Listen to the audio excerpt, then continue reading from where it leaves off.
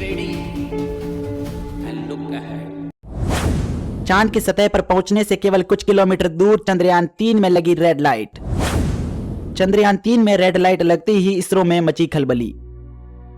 दोस्तों लूना 25 का भी मिला चंद्रयान 3 को नेटवर्क। जी हां दोस्तों, चंद्रयान 3 से जुड़ी इस वक्त की ये बड़ी जानकारी सामने आ रही है। चंद्रयान 3 के सेंसर में एक लाल लाइट आ चुकी है। दोस्तों ये लाल लाइट बेहद ही खतरनाक बताई जा रही है। दोस्तों क्या है पूरी जानकारी इस वीडियो में आपको बताएंगे, तो वीडियो को पूरा जरूर देखें। आपको बता दें करीबन 1 महीने पहले भारत ने अपना चंद्रयान 3 छोड़ा था और अब ये चंद ही घंटे चांद की सतह से दूर हैं और कुछ ही घंटों में चांद की सतह पर पहुंचकर इतिहास रचने वाला था कि तभी चंद्रयान के स्पेस क्राफ्ट में एक लाल लाइट आ चुकी है। जी हां दोस्तों, ये लाल लाइट बेहद ही खतरनाक बताई जा रही है। आपको ये जानकर हैरानी होगी कि लूना 25 जब क्रैश हुआ था तब उसमें भी एक ऐसी ही रेड लाइट आई थी।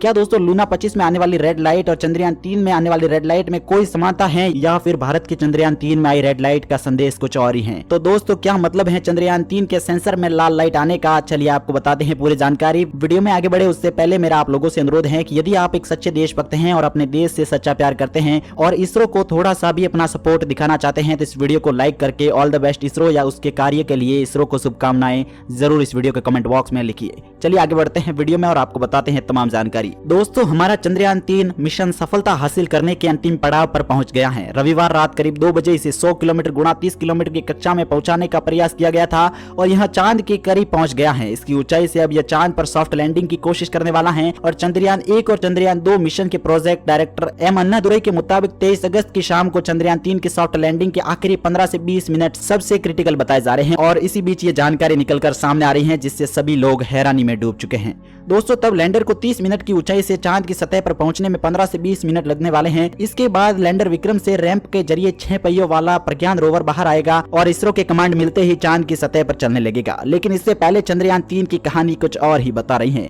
चंद्रयान 3 के स्पेस क्राफ्ट में लाल लाइट आ चुकी है। जी हाँ, सेंसर में रेड लाइट लगते ही इसरो में एक बार फिर खलबली मच चुकी है। तो वही भारत के दुश्मन देश चीन और पाकिस्तान में खुशी की लहर दौड़ चुकी है। साथ ही साथ अमेरिका ने भी हैरानी जताते हुए इसरो से कॉन्टेक्ट कर लिया है। दोस्तों आपको बता दें भारत का चंद्रयान लगातार अभी भी चांद की तरफ आगे बढ़ रहा है और यह 23 अगस्त से पहले ही चांद की सतह पर पहुंच जाएगा। लेकिन दोस्तों आपके मन में यह सवाल जरूर आया होगा कि आखिर ये रेड लाइट लगी और लूना 25 में लगने वाली रेड लाइट में क्या समानता है? आपको बता दें लूना 25 में लगने वाली रेड लाइट का मतलब उसने अपना संपर्क धरती से खो दिया था, परंतु चंद्रयान 3 में आने वाली रेड लाइट कुछ और ही बयां कर रही है।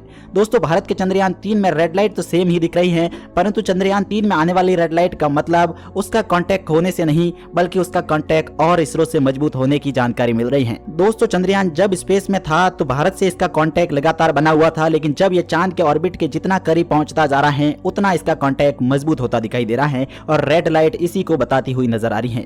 आपको बता दें भारत में दिख रही लाल लाइट से भारतवासियों में जहां एक बार फिर खुशी दौड़ चुकी है और इसरो ने इसकी जानकारी देते ही ये बताया तो भारतवासियों में एक बार फिर उम्मीद की किरण दौड़ चुकी है। लेकिन दोस्तों आप लोगों के मन में एक सवाल तो जरूर आता होगा कि यदि कोई स्पेस क्राफ्ट इतनी मेहनत करके अंतरिक्ष में जाता है तो वह वहां से वापस कैसे आता है? एक कंट्रोल एनवायरनमेंट में रिसर्च करता है और किसी भी देश के लिए यह काफी आसान होता है, लेकिन असली खतरा तो धरती से स्पेस क्राफ्ट का स्पेस में जाने और आने का होता है, क्योंकि जाते वक्त एस्ट्रोनॉट्स को धरती की ग्रेविटी पावर की ऑपोजिट साइड उड़ना पड़ता है और आते वक्त इसमें दबाव, गर्म हवा जैसे कई खतरनाक चीजों का सामना करना पड़ता है और इस दौरान एक छोटी सी गलती भी स्पेस क्राफ्ट में सवार अंतरिक्ष यात्रियों की जान ले सकती है। दोस्तों आपको लगता होगा कि आते वक्त भी सेम ही तरीका यानी कि रॉकेट से जिस प्रकार से उसे लॉन्च किया जाता है सेम उसी प्रकार से रॉकेट से वो वहां से यानी कि अंतरिक्ष से वापस से लॉन्च होता होगा और धरती की तरफ रवाना होता होगा। लेकिन वापसी के दौरान स्पेसक्राफ्ट के पास ना ही तो रॉकेट बचता है और ना ही फ्यूल, क्योंकि इन्हें तो लॉन्च के बाद ही अलग कर दिया जाता है। तो अंतरिक्ष यात्री वापस कैसे आते हैं? यहाँ काम आते हैं स्पेस शटल या फिर स्पेसक्राफ्ट जो करीब 17,500 मील प्रति घंटे की रफ्तार से पृथ्वी की तरफ बढ़ते हैं और पृथ्वी की कक्षा में चारों ओर चक्कर काटते हुए पृथ्वी के एटमॉस्फेयर में एंटर होते हैं। और दोस्तों जितना मुश्किल होता है चंद्रयान 3 जैसे किसी भी स्पेसक्राफ्ट को अंतरिक्ष में भेजना और उससे कई गुना अधिक होता है उसे वापस धरती के लिए बुलाना। लेकिन इसी कड़ी में आपके मन में एक और सवाल जरूर आया होगा कि भारत का भेजा चंद्रयान 3 क्या वापस धरती पर आने वाला है और वहां पर क्या चीजें लेकर आने वाला है? दोस्तों आपको बता दें भारत के द्वारा भेजा गया अंतरिक्ष यान चंद्रयान 3 अब कभी भी धरती पर वापस नहीं आएगा, क्योंकि भारत का चंद्रयान 3 वहां से वापस आने के लिए बनाया ही नहीं गया है, बल्कि वो चांद की सतह पर रहकर ही अपनी रिसर्च करेगा और भारत को ऐसी कई चीजें खोज कर बताएगा जिसकी भारत को अत्यंत अधिक आवश्यकता है। दोस्तों और यदि भारत का चंद्रयान 3 को वापस भी वैज्ञानिक बुलाना चाहे तो उसे बुलाना मुश्किल ही नहीं बल्कि नामुमकिन है, क्योंकि अंतरिक्ष से किसी भी स्पेसक्राफ्ट को वापस बुलाने में बहुत अधिक मेहनत लगती है, क्योंकि उसके पास तब तक ना ही तो फ्यूल बचता है और ना ही रॉकेट। दोस्तों यहाँ काम आते हैं स्पेस शटल, जो किसी भी अंतरिक्ष यान को वापस धरती पर पहुंचाने में मदद करते हैं और इनकी रफ्तार रॉकेट से भी कई गुना अधिक होती है। पृथ्वी की कक्षा की ओर ये स्पेस शटल चक्कर काटते हुए पृथ्वी के एटमॉस्फेयर में एंटर होते हैं और इस एंट्री की प्रक्रिया को ही स्पेस ट्रेवल की इंतहाई मुश्किल प्रक्रिया कहा जाता है, क्योंकि इसको इसके सामने आने वाली गर्म हवाओं, प्रेशर और फ्रिक्शन का सामना करना पड़ता है। और इस हीट का अंदाजा आप इसी बात से लगा सकते हैं कि यदि स्पेस शटल की जगह हवाई जहाज को अंतरिक्ष से धरती की तरफ धकेला जाए तो उसके परखच्चे कुछ ही सेकंडों में उड़ जाते हैं। लेकिन दोस्तों वही स्पेस शटल जो अंतरिक्ष यान को धरती पर लेकर आता है, उसे धरती पर आने में काफी सहजता होती है, क्योंकि उसकी सतह पर हीट रेजिस्टेंट कोटिंग लगी होती है और जिसके कारण उसमें ना ही तो फ्रिक्शन होता है और ना ही उसे अत्यधिक गर्म हवाओं का सामना करना पड़ता है। आपको ये जानकर हैरानी होगी कि सन 2003 में जिस कोलंबियन स्पेस शटल में कल्पना चावला और कुछ अन्य एस्ट्रोनॉट्स पृथ्वी पर आ रहे थे, तो लॉन्च के दौरान उसकी सतह से यानी कि उस स्पेस शटल की सतह से यही हीट रेजिस्टेंट कोटिंग उखड़ चुकी थी और इसी कारण यह धरती पर पहुंचने में समर्थ नहीं हो पाया और उससे पहले ही उसमें आग लग चुकी थी, जिसके कारण सारे एस्ट्रोनॉट्स मारे गए थे। दोस्तों चांद की पृथ्वी से दूरी लगभग 4 लाख किलोमीटर की है और ये कभी अधिक होती है तो कभी 4 लाख किलोमीटर से कम भी होती है, क्योंकि चंद्रमा का आकार एक अंडाकार है। सोचने वाली बात यह है कि अमेरिका को चांद की सतह पर पहुंचने में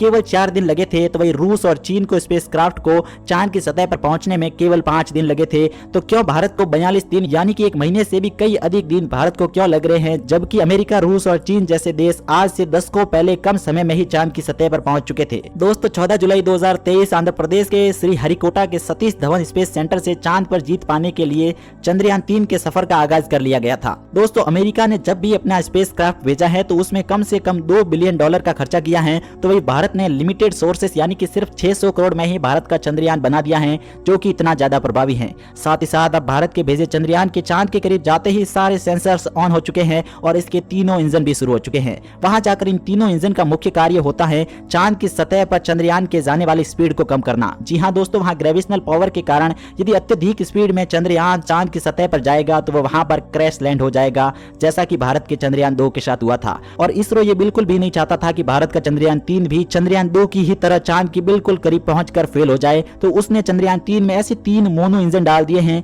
जो बिल्कुल स्पेस में जाकर के यानी कि चांद की सतह के बिल्कुल करीब जाकर के उसकी स्पीड कम करने में उसकी मदद करेंगे और चंद्रयान 3 चांद की सतह पर सॉफ्ट लैंड हो जाएगा।